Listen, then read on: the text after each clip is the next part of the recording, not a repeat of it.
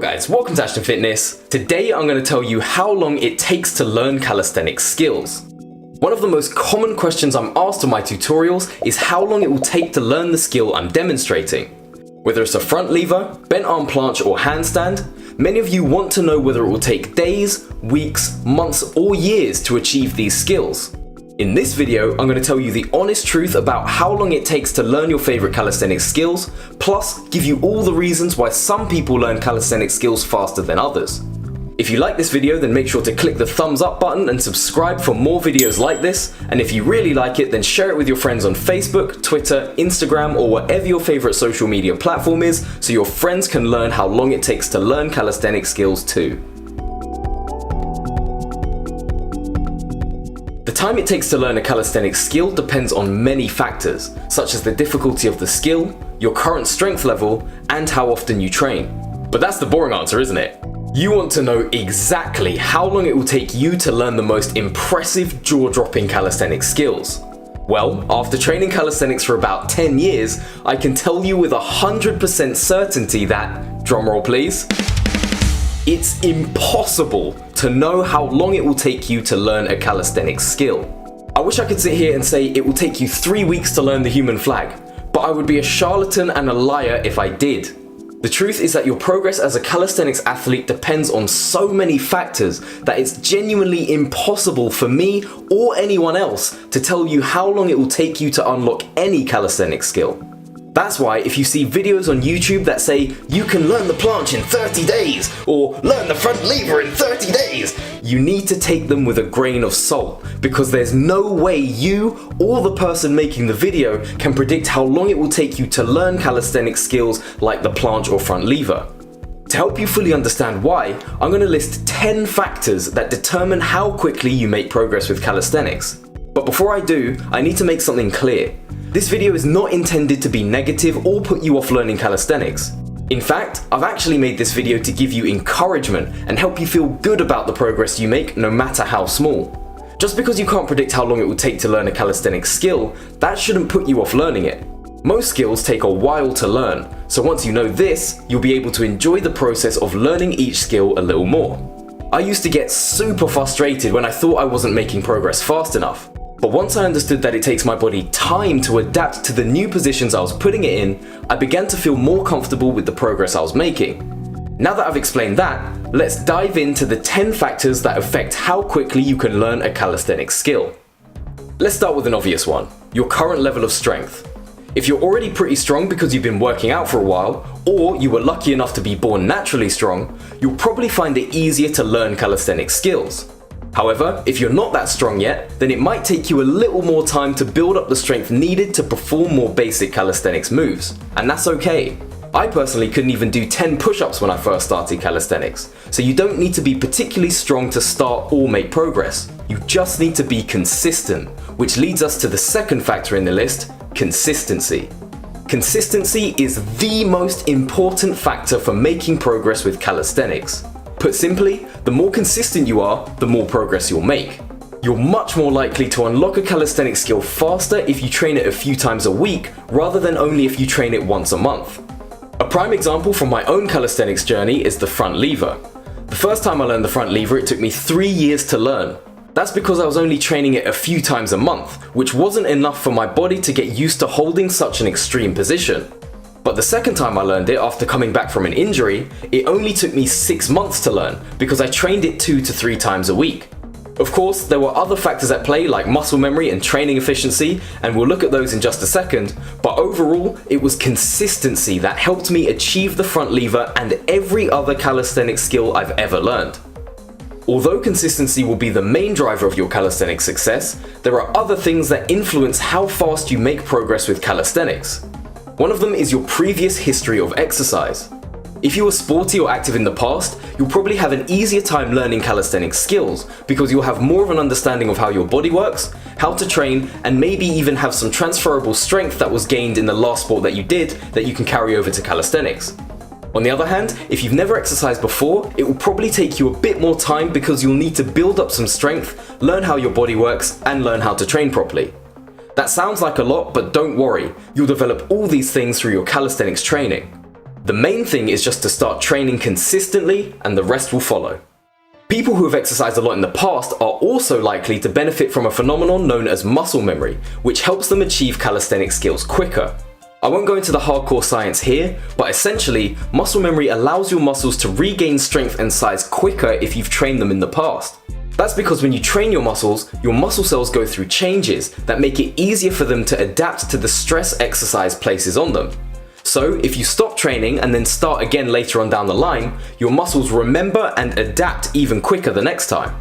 Muscle memory has helped me regain strength and size relatively quickly after various injuries, and allowed me to relearn many calisthenic skills faster than before, which is what happened with the front lever. However, if you don't have muscle memory to rely on, then it's not the end of the world. Just stay consistent with your training and you'll build it up over time. Another form of awareness you'll build up over time that has a significant impact on your calisthenics progress is your level of knowledge. As you learn more about calisthenics progressions and how your body works, it will naturally become easier to learn calisthenic skills over time. If you're new to calisthenics, then it will take some time to build up this knowledge, which is why I recommend you subscribe to this channel, Ashton Fitness, because it's full of really helpful content for beginners that will help you become a stronger, more knowledgeable calisthenics athlete. I also recommend checking out other tutorials on YouTube as well, because they might have tips and tricks that resonate with you too. The sixth factor that will determine how much progress you make with calisthenics is your mental strength. In my opinion, learning calisthenic skills is more of a mental endeavor than a physical one, because it takes a lot of determination and focus to achieve each calisthenic skill. Staying motivated after months of drilling progressions can be challenging at times, especially if you hit a plateau, so having the mental resilience to push through is a huge advantage. This comes naturally to some people, but if you're not one of those people, then don't worry. The great thing about calisthenics is that it sharpens your mental strength, so you can stay driven and achieve the skills you've always wanted to learn. For example, to unlock a skill like the handstand push-up, you have no choice but to become more disciplined and determined, because you can only achieve it through consistent training. If you're a beginner and you find it hard to be disciplined and determined at the beginning, then that's okay. Just stick with it, and the more you advance in your calisthenics training, the easier it will become. Another factor that influences how fast you make progress with calisthenics that many people overlook or simply just aren't aware of is training efficiency. Some ways of training are more effective for learning calisthenic skills than others, so it's important to make your training as efficient as possible for the best results. A basic example of an efficient training method is the workdown method. If you're learning a new calisthenic skill, start your workout session by attempting a few sets of the hardest progression you can do, then work your way down to easier variations throughout the course of your workout. I've used the workdown method to learn almost all my calisthenic skills, so if you've never heard of this method before, then I highly recommend that you check out the video I made about it for a more detailed description of how and why it works. The link's in the description below. Conversely, an example of inefficient training is doing a full workout and then attempting hard variations of the calisthenic skill you're trying to learn. By the time you come to train the skill, you'll be too tired to train it properly, and you won't be able to get the most out of your training. Plus, you'll increase the chance of injuring yourself, which will only hold you back even further. Therefore, it's important to train efficiently so you can make the best progress possible. Having a proper diet and nutrition will also help you get the most out of your training and help you make better progress. If you eat well, you'll give your body everything it needs to perform at its best.